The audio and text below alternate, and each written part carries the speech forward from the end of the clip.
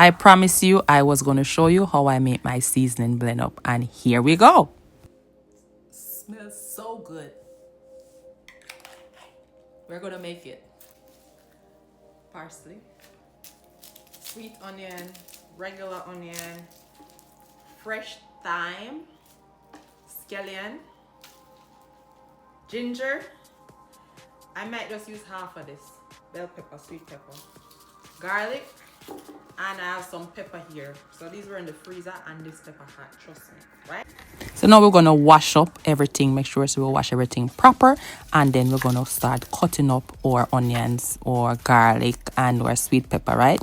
So seasoning blend up, I don't think this is a Jamaican thing. I think this one belongs to the Haitians. If I am wrong, correct me in the comments below, right? Asians have this thing, and I think they call it epis or epos, or I don't remember what it is. If you're an Asian watching this, let me know in the comments the correct name that you call it, right? Let me know in the comments.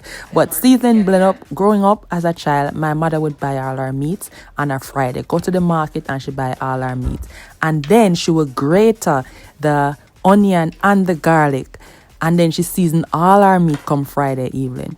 But for me, as an adult growing up, I find the grater was just too much. So then I learned up to blend up my seasoning. And by watching other creators doing it their way, I started adding different things to mine. So that's how my season blend up was born, from watching my mother grating our garlic and our onion to me now blending up everything.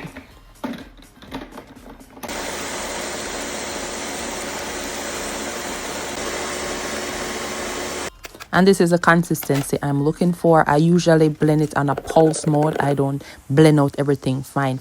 I leave some of the, a little rough, little coarse. Once it's done blended, then I put it in my clean glass jar bottle and I keep this in the fridge. It can last up to a week and I use it on basically every and anything. There you go.